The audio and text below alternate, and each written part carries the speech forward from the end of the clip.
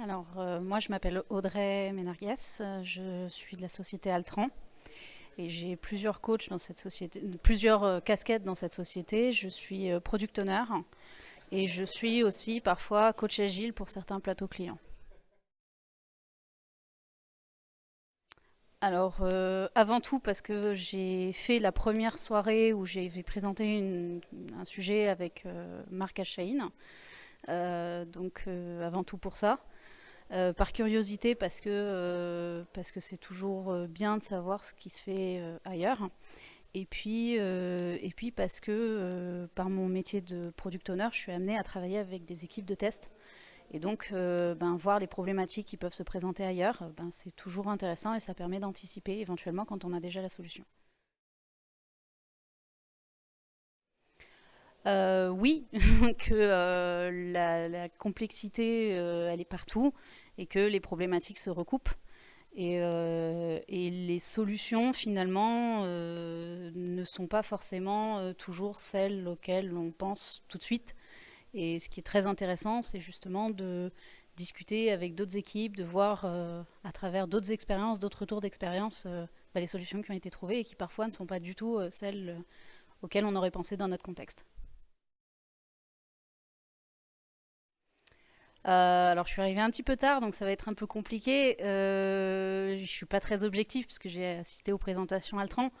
Donc effectivement, c'est mes présentations préférées, si je puis dire. Mais je sais que Christophe a fait une super présentation et malheureusement, je n'ai pas pu y participer cette fois-ci. Alors pour moi, le métier de testeur, il se doit d'évoluer. C'est-à-dire que le métier de testeur, il est morcelé à l'heure actuelle. Comme je l'ai expliqué lors de la table ronde, le testeur, il n'est plus là juste pour exécuter des tests. À l'heure actuelle, on a des product owners comme moi qui font des critères d'acceptance et qui font du test, du coup, pour valider des user stories. On a des ops qui font des tests de performance, des tests de bench sur leur machine, qui font des tests de sécurité. On a des devs qui assurent des tests unitaires, des tests parfois même fonctionnels pour certaines équipes. Pour moi, le testeur, il est plus juste technique, il est plus juste exécutif. Il est comme un espèce de guide, il est garant d'une méthodologie de test, il est garant de comment est-ce qu'on va arriver à couvrir ces KPI de test, ces KPI de qualité sur lesquels on s'est engagé. Comment est-ce qu'on arrive à assurer la qualité la plus haute. Et pour moi, le testeur, c'est vraiment celui qui va un petit peu coacher cette équipe, sensibiliser cette équipe sur ce test, un petit peu comme un Scrum Master le ferait sur la méthodologie Agile, mais vraiment là sur le métier du test.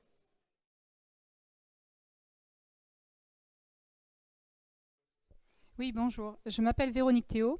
Je fais partie de la société ACP Qualif qui est spécialisée dans le test et la qualification logicielle. Et en plus d'avoir créé cette société avec mon associé Marc Durupt et puis après d'autres membres qui nous ont rejoints, ce qui m'intéressait, c'était la qualité, l'humanité, comment faire du bon test dans de bonnes conditions tout en respectant les gens. Et des soirées comme aujourd'hui, c'est super parce que ça nous permet de partager notre savoir, de partager nos idées, d'apprendre et d'aider d'autres personnes à bien tester, retrouver des amis et ainsi de suite. Qu'est-ce que j'ai appris ce soir qui m'a le plus marqué que les autres sur l'IA peut-être, comment des idées, comment utiliser l'IA pour tester mieux et plus vite, comment accélérer. Et il y a quelque chose qu'a dit Xavier Blanc, justement, qui fait un outil sur les tests exploratoires, comment guider le testeur dans ces tests exploratoires au niveau du produit. C'est que ce qui est vraiment important, c'est le produit. Il est important de définir un bon produit pour le client. Et ça, c'est l'objectif commun à avoir tous ensemble pour réaliser pour faire notre travail, pour bien faire notre travail. Le testeur, c'est un élément de l'équipe qui doit faire penser au produit, qui doit venir guider les personnes à mieux travailler pour avoir un produit avec le moins de bugs possible. C'est la conscience du test, c'est le coacheur, la conscience de la qualité. Voilà. Mais toujours en pensant, c'est pas que la qualité à l'intérieur de mon équipe, c'est la qualité pour tout le produit.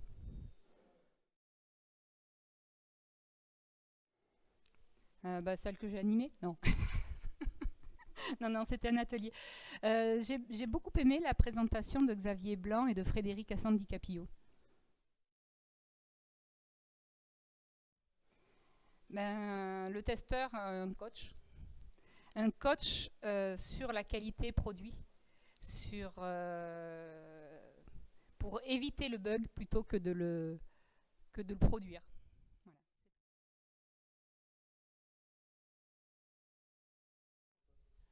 Donc, je m'appelle Émilie Colomb, je travaille chez Amadeus. Aujourd'hui, je suis manager d'une équipe de testeurs qui sont dans des équipes agiles. Et avant ça, j'étais moi-même testeur, mais en waterfall, et aussi les postes de test manager, donc plus sur un projet avec de l'interaction avec les clients, tout ça. Donc j'ai fait un peu toute la gamme des métiers agiles. De test.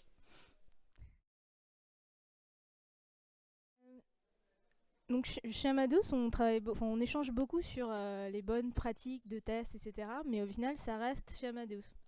Et donc c'était intéressant aussi de venir un petit peu se frotter à ce qui se fait à l'extérieur. Et je connais plein de gens dans l'audience et aussi dans les présentateurs. Donc c'était aussi l'occasion de les retrouver et de voir ce qu'ils avaient d'intéressant à nous raconter.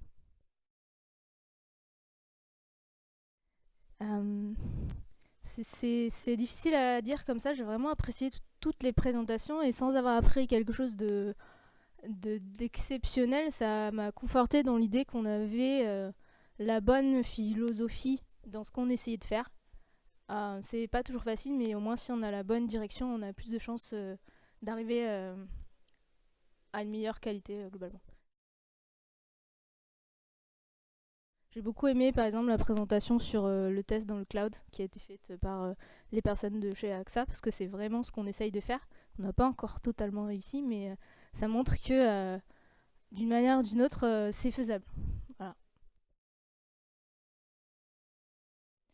Alors moi j'ai commencé à faire du test il y a 13 ans. On m'a dit que je serais remplacée soit par un robot, soit par un Indien.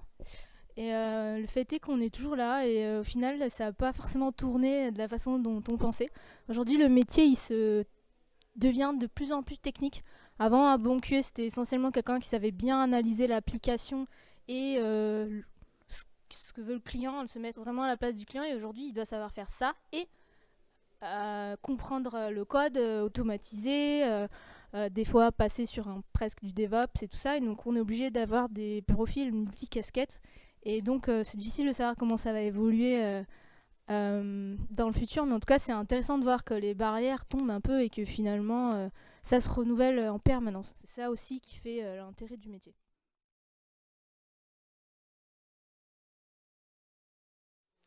Alors moi je suis Taufik Nouri, je suis expert en automatisation test, coach et formateur BDD à TDD. Je travaille avec le groupe Sologet. Et je suis très intéressé par la collaboration et la notion de trois amigos. Je suis vraiment un vrai passionné par les tests logiciels, par la collaboration. Et aujourd'hui, j'ai un sujet sur la collaboration, sur le BDD. Et c'est l'occasion pour moi d'échanger avec des gens, d'avoir des feedbacks, de suivre d'autres présentations. Et c'est l'occasion toujours donc d'apprendre des nouvelles choses et de suivre un peu les nouveautés, de suivre des débats comme aujourd'hui sur l'avenir des testeurs logiciels, etc. Donc c'est un vrai plaisir en fait d'échanger avec les gens et d'être toujours en fait connecté et suivre les mises à jour et les nouvelles du métier de test.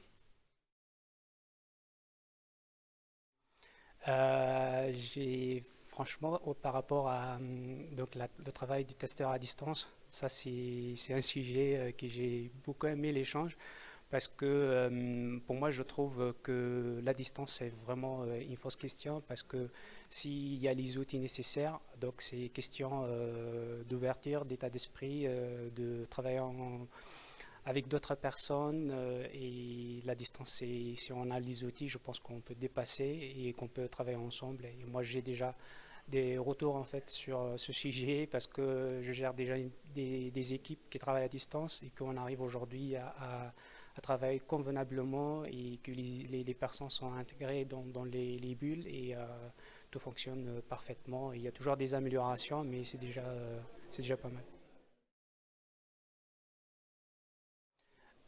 J'ai suivi donc la présentation sur l'IA et je trouve que c'est un sujet hyper intéressant parce que ça permet quand même de profiter de l'intelligence artificielle dans le métier test et surtout pour les tests exploratoires.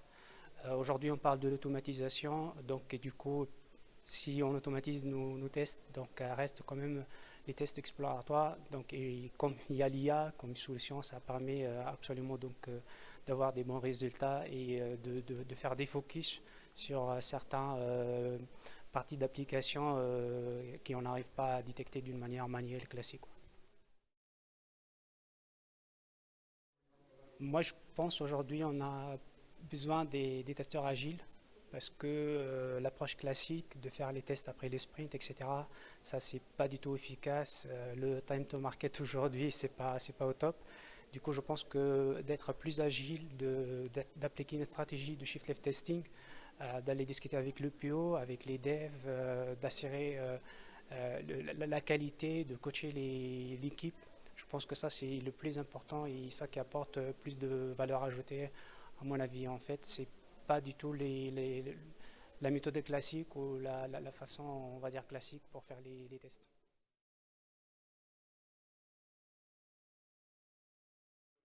D'accord. Donc, Marc Shane, je travaille à Altran. Je suis spécialiste test, donc je suis amené à travailler chez le client une partie de mon temps et les autres sur tout ce qui est développement du test. Développement du test avec de l'audit, de l'accompagnement, des formations, etc. À titre personnel, j'anime aussi le blog de la Taverne du Testeur, qui est le blog francophone le plus vu. C'est dédié aux tests logiciels et pas mal d'activités sur LinkedIn avec bientôt 200 articles. Alors donc je viens à la soirée test depuis la première édition. Donc j'ai la chance de faire partie des personnes qui organisent et je trouve que c'est super enrichissant. Et à chaque fois je suis un peu déçu parce que vu que je fais des présentations, je ne peux pas assister à celles que je souhaite. Et donc je viens parce que j'apprends toujours beaucoup de choses. Les échanges sont de plus en plus nombreux. On a de plus en plus de personnes, notamment la table ronde qui était un essai qui a très bien marché, qui a permis de voir différents points de vue. Parce que c'est bien d'être expert, c'est bien de faire ce truc, mais à chaque fois on donne notre point de vue, on va faire référence et c'est pas ça qui est intéressant, c'est pas comme ça qu'on apprend. Je vais répéter quelque chose qui est souvent dit. Quand on parle, on dit ce qu'on sait. Quand on écoute, on apprend des choses. Alors, il y a quelque chose qui m'a surpris plus que marqué, c'est à quel point l'agilité à distance, quand c'est délocalisé les tests, ça fonctionne parce que les seuls retours d'expérience que j'avais jusqu'à maintenant, c'était des retours d'expérience qui avaient été infructueux. Alors que là, quand on a écouté, c'est que des personnes qui ont réussi à le mettre en place, qui ont réussi à vaincre cet obstacle de la distance kilométrique et à créer des vrais esprits d'équipe. Donc ça, c'est ce qui m'a le plus agréablement surpris et ce à quoi je ne m'attendais pas du tout. Donc là, c'est vraiment ça le gros plus de la soirée, avec des méthodes totalement différentes selon les équipes. Que ça soit des grosses DSI ou des choses plus petites, on a vu que, voilà, quelle que soit la distance, tant que les gens, tant que les gens étaient proches, avec des liens proches, ça change rien en fait. Les kilomètres, finalement, c'est un obstacle au départ, mais on peut le surmonter en mettant en place ce qu'il faut. Et il y a plusieurs bonnes méthodes pour y arriver qui ont été démontrées par les intervenants. Alors, donc malheureusement, j'ai fait deux présentations. Donc, j'ai assisté à celle de Christophe Moustier, qui était excellente. Mais si je devais retenir quelque chose, c'est vraiment la table ronde. Parce que l'objectif, c'était qu'il y ait des échanges. Il y a vraiment eu des échanges. La salle à jouer le jeu, il y avait encore pas mal de monde. Donc, c'est vraiment la table ronde que je retiens. En fait, déjà, je crois plus au métier de testeur en tant que tel. il y a trop de spécialités, trop de choses à connaître. Ça a été dit, hein, le mec il doit savoir automatiser, il doit savoir faire de la stratégie, il doit connaître le produit. Donc il va y avoir de plus en plus des divisions du métier du test. Il va plus avoir vraiment de testeurs, il va avoir des compétences dans le test. Mais si je devais retenir une chose, ce qui fera le testeur de demain, c'est sa capacité à mettre en place des processus, à connaître les conceptions et tout ce qui va à côté, parce que c'est ça qui fait l'essence du test, savoir que tester, comment tester, quoi tester, à quel moment.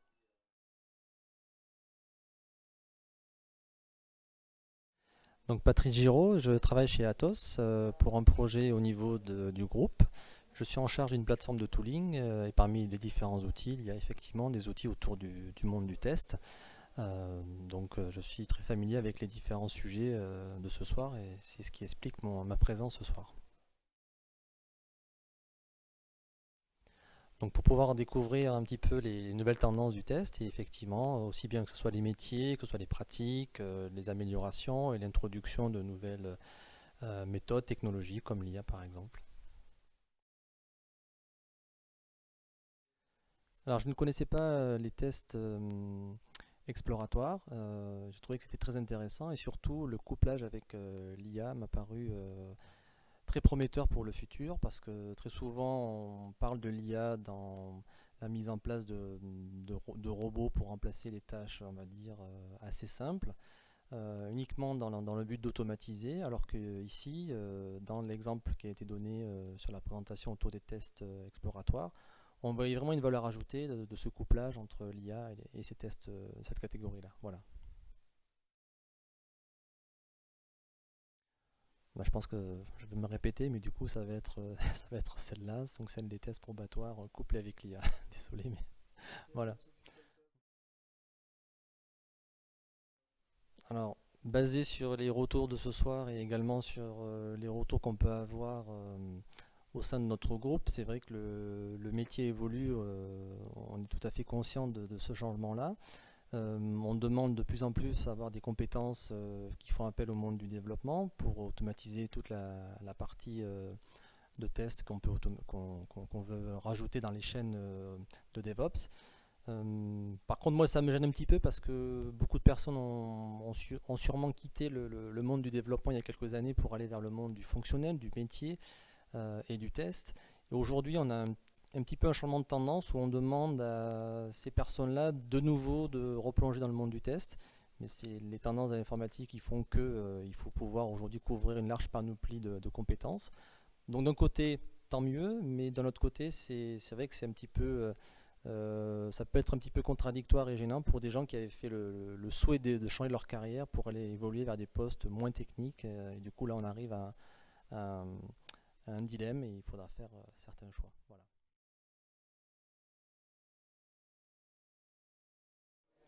Alors, je suis Marie Massa-Albertini, la société c'est Volt et mon poste, je suis Account Development Manager. En fait, je travaille pour un cabinet de conseil et de recrutement spécialisé en IT. Et là c'est la 3e année que je viens ici pour entretenir ma culture sur le test logiciel parce que je recrute beaucoup de personnes dans ce secteur-là. Il y en a beaucoup parce que j'ai pas beaucoup de compétences techniques. Non, j'ai bien aimé le débat autour de l'agilité et le rôle du QA au sein d'une équipe. Est-ce que finalement c'était un poste qui était justifié puisque tout le monde était censé en faire ou finalement est-ce qu'il était indispensable? Je trouvais que c'était un débat très intéressant.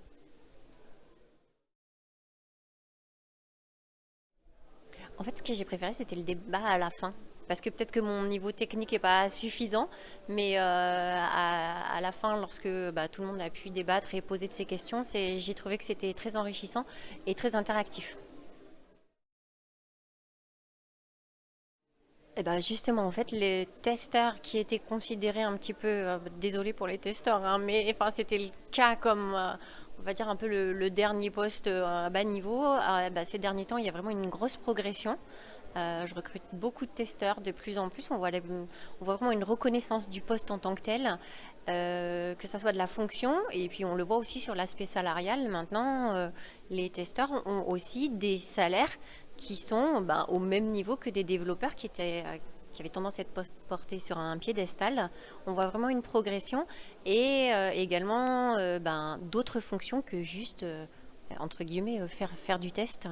Et c'est pas on est ou testeur ou test leader. Il y a plein de nouvelles fonctions qui se créent petit à petit et qui prennent de l'importance au sein des sociétés.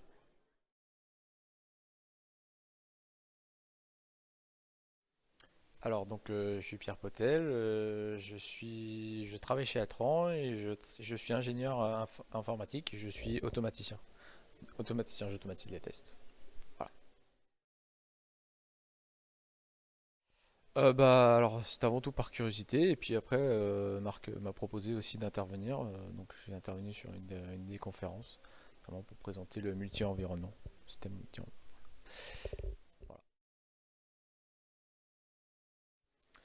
Je m'aperçois que il y a encore c'est très intéressant parce que ce que j'ai appris et qui est intéressant, c'est qu'il y a encore que je suis loin d'avoir tout vu encore. Et moi j'adore le test, c'est quelque chose c'est un des domaines qui me passionne le plus dans le travail.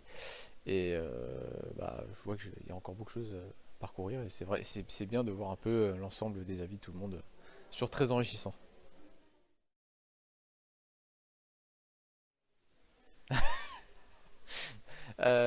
J'ai énormément apprécié la première celle que j'ai vue sur l'IA dans le texte exploratoire. J'ai trouvé ça très intéressant. C'est un concept vraiment très intéressant.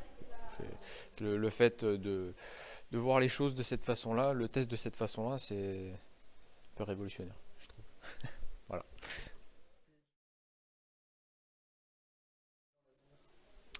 Moi, je le vois devenir de plus important. Parce qu'on a des systèmes de plus en plus compliqués, donc forcément les tests sont de plus en plus complexes, donc il faut forcément des gens qui soient forcément très qualifiés pour faire ce genre de choses de plus en plus, voilà, qui s'impliquent de plus en plus. Voilà.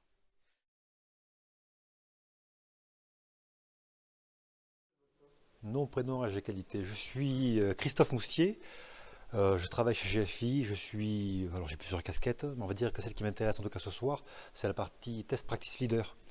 Et parce que le test, c'est un petit peu ma passion, mais c'est aussi d'abord le développement et aussi l'organisation et l'agilité. Mais du coup, j'ai écrit tout naturellement un livre sur le test qui s'appelle Le test en mode agile, qui a été gagné ce soir par 2 personnes. Je les félicite. Je faisais un talk. Non, blague à part, comme je suis passionné de test, pour le coup, bien évidemment, dès qu'il y a une manifestation sur le test, j'en profite et je regarde et puis j'écoute, j'apprends des choses. Même s'il s'agit de revoir des choses qu'a priori je connais, je préfère les voir sous un autre angle. Ça m'instruit toujours. Une fois de plus, on va dire que l'IA est à la mode. Alors en 95, j'avais fait un sujet sur l'IA. À l'époque, je suis un petit peu vieux peut-être. Mais là, pour le coup, appliqué au test, pour moi, c'est un petit peu nouveau. Donc évidemment, j'ai suivi la presse de Bruno Légéard qui a été faite tout à l'heure. Et je me suis dit, tiens, là, pour le coup, il pourrait y avoir des améliorations qui pourraient se faire au niveau du MBT, etc., etc. On a un petit peu discuté là-dessus. Donc oui, pas mal de choses, ouais. J'ai adoré. Je ne peux pas dire la mienne. Donc évidemment, la table ronde est intéressante parce que pour le coup, les intuitions que j'ai pu développer par rapport à mon expérience, par rapport à mes lectures et par rapport à tout ça, je me rends compte que maintenant, c'est la vérité. Et puis, je me dis qu'on est dans la bonne direction. Ça, c'est génial. Oh, punaise. Non, blague à part. De toute manière, pour moi, quelque part, le testeur, s'il reste sur son quant à soi, qui fait comme on l'a toujours fait, à savoir, on reproduit les mêmes tests, c'est fichu d'avance. Pour le coup, à mon sens, il vient, avec un petit peu de chance, donner l'impulsion et donner l'exemple aux autres en disant peut-être qu'il faut progresser, peut-être qu'il faut apprendre et se sortir les doigts du nez et aller un cran plus loin. Voilà.